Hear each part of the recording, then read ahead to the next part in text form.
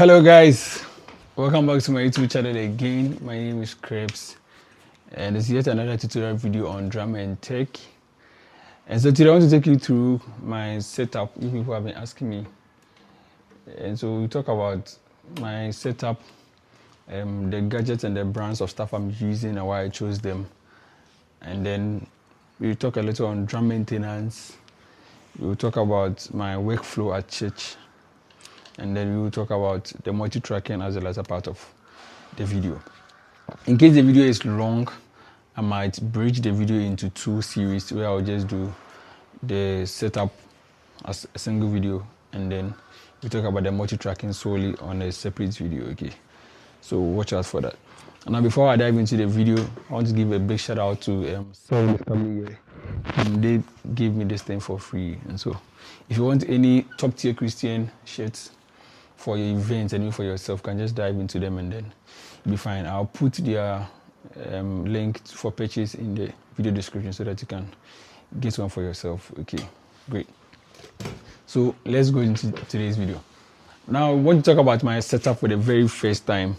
Now my setup is not different from what everybody uses every day. Okay, so in my church we tend to have, or I tend to have, a 6-piece drum. Okay, this is a Pearl Decade Maple. Originally it came with a 10, a 12, a 14-inch floor tom and also a 16-inch floor tom. Okay, but I've kept the 14-inch floor tom at the drum store. I don't need that. And then I bought a size 8 drum. Okay, so that is that. Now this drum was bought in late 2020, so around October, November there, and then I picked it up at Swiss Music from July ending. So I started using the drum in August 2020. So we're getting to like 5 years using the drum, and it has been okay. So I'll take you through the maintenance side of it. Okay, so the brands of stuff I'm using on these are, I'm using the Rainbow Pinstripe Power Stroke 3 on the size 8, and then the toms are Avant heads. They are unpopular and somebody gave it to me for free. So I'm just experiencing how this is. And the snare also has the Avant. The bass drum is the Avant MA 2 from the previous heads I was using. I was using Avant 360. Before that I switched from Avant's black chrome heads to the Avant 360, and then I'm using these ones for now. I'm using the Sabian BA cymbals. These are Ozone size 16, right 20. I was supposed to have the hi-hat and the 16 crash as well, but the size 8 is clamped to the stand, so obviously I cannot play the size 16. I want to be able to play the 8 when I want to hit the crash. Okay, or I want to hit the 8. The size 14 hi-hat 2 is in this guy, so I've kept all of these things in here. And I also have the BHX size 8 splash, but because this thing is not sport, I'm not using that guy too as well. Yeah, so that is that for the cymbals. This is my stack for my old cymbals. Okay, and then this is my drum module from house, Behringer SD80 USB, which is connected to my Ableton Live for external effects and some sounds like the highly spiritual and stuff. So let me see. Highly spiritual. Yeah, I'm supposed to have 2 parts, but I just disabled one. So that's what mostly I use that thing for. You can use the same process to play loops, but that would be a different topic for a different day. Okay, I use the Pearl P930, which comes with the Pearl Decade Maple. Okay, and what again? The microphones I'm using are Behringer BC 1200. Okay, they are not the best of microphones or drum microphones, but they are economical to use. Okay, and the sound output is kind of okay. The bass drum is a Behringer BA19A, which is a phantom powered. The overheads are Behringer C2. Okay, from all of them from Swiss Music. I'm using the Behringer MA 400 as my in-ear monitoring amp, and that is what. And then I have the drum baffles to prevent the bleed.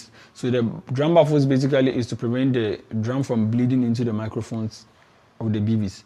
So it is quite applicable to spaces where you have wedges. When you talk about wedges, wedges are the monitors they place in between musicians, especially vocals and stuff. And then it's also applicable to a small area, okay? So we might not tend to have a greater impact of the drum baffles, but if you're in a place where you're kind of closer to the vocals, you might tend to kind of shield the drum from bleeding into those microphones, okay? So some people prefer the baffles to the drum cages and then the shields. Especially me, I prefer the baffles to the shields because of heat, okay? But the baffles also makes the drums attractive in a way. So that is also the other aspect of it.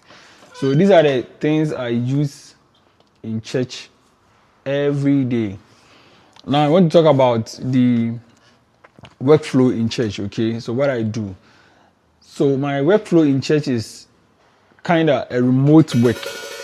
Obviously, if I want to say that, because we don't have a sound engineer at our board controlling everything, we do everything from our end. So mostly Ima handles the front of house, okay? He does everything in the house, and I will control my own mix, or probably control some of the mixes in case.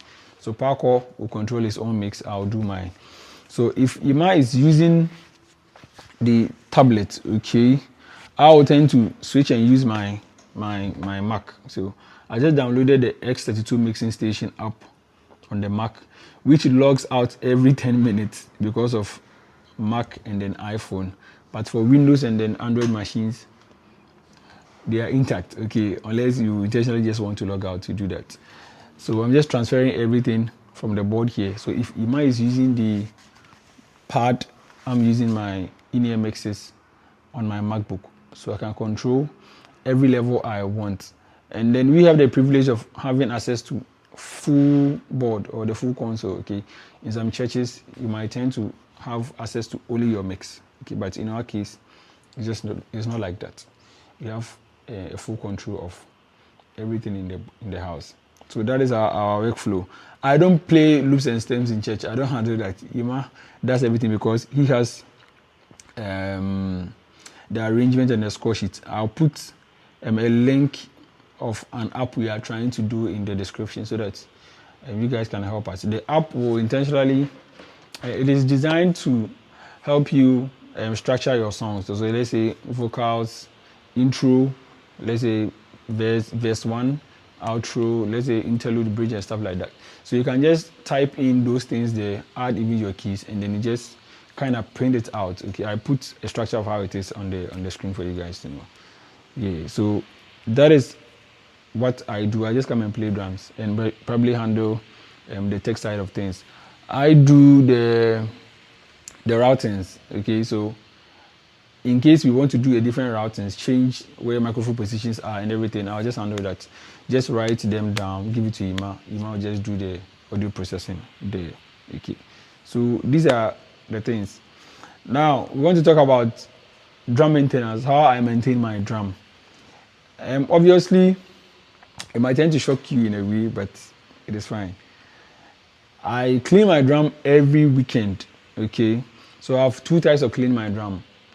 Some of them is just the weekly ones are just shabbily cleaning. Shabbily cleaning the drum. Okay, so just dusting everything off. Okay, dusting everything off. Then I'll thoroughly clean the drum the last Saturday to the first Sunday of the next month. So let's say we are in August, we are in July, right? The last Saturday, which is this weekend, okay, or last weekend, yeah. I'm going to clean the drum thoroughly, okay, because our first Sunday services are joint service, and mostly requires we have a lot of rehearsals, so you have to come early and do that. So that is what I do, okay. And then in doing that, what I do is that I just first and foremost dust off the drum, okay. After that, I will use oil, okay. Because of YouTube stuff, I cannot put that kind of oil onto this video or show it up. I might strike the video down. So I use oil to clean the metal edges of the drum, okay, or the hardware, everything. And I'm using oil because I want to prevent the drum from rusting. And then rusting comes from a term we call oxidation. So oxidation is the method where the vapor in the air, okay, gets in contact with the metal, and then they tend to corrode it. So if the metal is kind of, let's say, stainless, whether it's if it is stainless, the brown color is going to form. That is why you are going to see those rustiness. So let's say the dirt is on the metal, and then the vapor in the air also gets attached to the metal. They are going to form a chemical reaction, and then they will tend to corrode the metal. That's why we're going to see that brown colors. So I want to prevent the dent. The dent are the small dirt that accumulates on the metals of the drum. Okay. So that is what I want to prevent. So if I put the oils, or if I clean the drum metals with oil, they tend to hinder the metal from having a direct contact with the dent or the dirt. Okay. So what happened is that instead of the dirt hitting directly on the metal, they are going to directly hit on the oil. Okay. And then oil suspends water unless it takes a longer period of time before they can probably override it. Okay. So cleaning my drum, let's say every weekend and thoroughly every month, to just prevent the drum from having this kind of stuff. What I do for the cymbals is that I do the same thing, just that on a weekly basis I'll use the oil to clean it fine, and then I have a cymbal cleaner from Sweet Music. Okay, it costs 130 cedis or something. I'll use that one to clean the drum every month, including the cymbals rather every month. Okay, including the hi-hats and everything, so that every day they tend to look fresh and stuff. So that is what I use to clean the drum. Now, drum maintenance also requires you changing your heads, okay, your drum heads. And people ask me how many times do I change my heads. I tend to change my heads anytime I would want to, or what I'm hearing is not nice in my ear. Okay. So if you are playing your drum, let's say once every weekend, like mine. If I'm playing my drums once every weekend, which is Saturday rehearsal and then Sunday, probably I would have to change my heads, let's say once a year. It depends. Or let's say once every 2 years. It depends on the head you are using. The black chrome I was using took me 4 years. Yeah, I changed it last year to the Avant 360, which I played for like 2 months, and then I switched to this Avant. Okay, so I think this Avant will be on top for a longer period of time. But if you are playing your drum for, let's say, Wednesday church service, Friday, and then Saturday rehearsal, Sunday, that's like 4 days in a week, 4 out of 7. You might need to change your hairs intermittently. And then the type of stick you are using to play your drum is also part of the drum maintenance. Okay, so I cannot use this kind of stick to play the drum and have the same tone like I'm using this, and then even this. Okay, so you can experiment. See the tone is kind of light. This is kind of closer to this. Okay, so that is also part of the drum maintenance. And then how you have arranged your drum. It becomes difficult if you are playing a drum with only a crash. Okay, if you are playing a drum with a crash, how are you expecting a drummer or the song to be? Let's say in case we want a space for a guitarist to ride or to drive, you're supposed to ride with the guitarist. But here in the case, you have only one crash. So everything depends on this. So you tend to play any part of the drum you really want. And so your setup is also part of your maintenance. We don't crash on a ride. Okay, that is why the cymbals are in classes. You have the crash, splash, ride, the effect cymbals, so zone, the stack, and the rest. All of them are there. So using your stick on the ride, the tip of the stick is supposed to play the plate of the ride, and then the body of the stick is supposed to play the bell of the ride as well. Because if I do an experiment like this, is I was using the tip of the stick to play the ride, the bell of the ride, which I wasn't getting the best tone out of it. So you can be playing very hard, but you are not producing better sounds. So you just have to know which part of the stick to play, which side of the drum. Okay, this is much felt when you're using multi-tracking. That is when you might feel some of these things. Yeah, and so that is a little on the drum maintenance. And so I'll do the short video on the multi-tracking, and then we'll get out of here. Now, in doing the multi-tracking, there are two things you need to get: your instrument and a recording device. And then under your recording device, we have the audio aspect of it and then the software aspect of it. Okay, so in this case, if I want to do a drum multi-tracking, okay, what I would need is my instrument, the drum, and then my recording device, whether it's a sound card or a mixer board. Okay, so hypothetically, drum is supposed to be mic'd as a hi-hat, a snare top and bottom, a kick in and out, toms, and then overheads. So if I want to properly mic these drums, I'm supposed to have 1, 2, 3, and 1, 2, which is top, down, 3, 8, 10, 12, 16, which is 1, 2, 3, 4, 5, 6, 7, kick 8, kick out 9, overheads 2, making 11. So the drum is taking 11 channels on the board. So if you want to record drum, actually, you might need at least 8 channel sound card. But in my church, I'm not using the sound card. Everything is connected to the S32 StageBox, to the board. So I can have these kind of 11 channels and then record. It's locked out. I have to log in back. Yeah, so this is how the multi-tracking thing happens. And then in doing the multi-tracking, you might be keen on your drum microphone placement, okay?